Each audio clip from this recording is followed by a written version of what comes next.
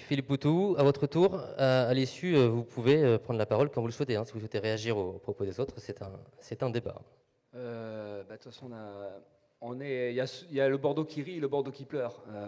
Quand on écoute le maire sortant, enfin celui qui est au pouvoir actuellement, on a l'impression qu'on est dans le monde de Walt Disney. Dynamique, c'est beau, c'est chouette et tout ça. Et la réalité, c'est ce que nous on a envie de montrer dans cette campagne-là, c'est que en fait le Bordeaux qu'on dit comme une ville bourgeoise, c'est une ville très populaire, mais qui a appris à se taire, qui est effacée, qui est invisibilisée, et c'est plein de problèmes, c'est plein de souffrances, toute la dureté de la vie. Et ce qui ressort finalement de tout ça, c'est plus les drames humains, c'est plus la souffrance au quotidien que voilà les discours un peu finalement on est dans le bon sens. Non, on est dans le mauvais sens.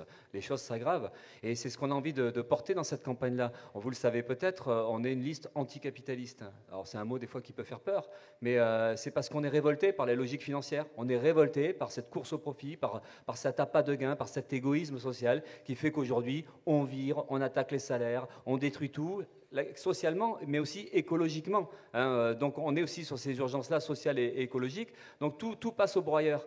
Et donc le problème qui nous est posé, c'est comment on empêche ça, comment on arrive à retrouver une vie normale. Et une vie normale, une vie décente. Et donc c'est comment on arrive à faire entendre cette souffrance-là et comment on arrive à respecter tout le monde dans cette ville-là. Parce que cette ville-là, c'est pas juste les quartiers bourgeois du Triangle d'Or. C'est aussi Bacalan, Grand Parc, Belsier.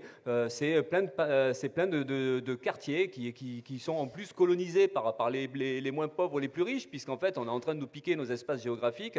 Donc voilà, c'est tout ça. Comment on discute de ça? Comment on repose ces problèmes-là? Et on ne peut pas être content de la situation actuelle. C'est pas possible. On le sait tous. En plus, vous le savez tous. Même ceux qui ont un peu plus d'argent que d'autres, ils savent tous qu'il y a de la pauvreté, des difficultés, des inégalités qui sont inadmissibles. Et on sait en plus que les inégalités, c'est un cycle infernal. C'est que plus il y a d'inégalités, Thomas Cazenave, plus il y a de pauvreté. vous êtes déjà à la moitié de votre temps de parole, Philippe. Ouais, C'est pour ça que je voulais... Voilà, allez-y. Plus il y a d'inégalités, plus c'est des difficultés économiques derrière. Tant qu'on stoppe pas ça, donc on s'enfonce. Donc voilà, donc c'est un peu aussi tout ça qu'il faut arriver à redresser. Mais la question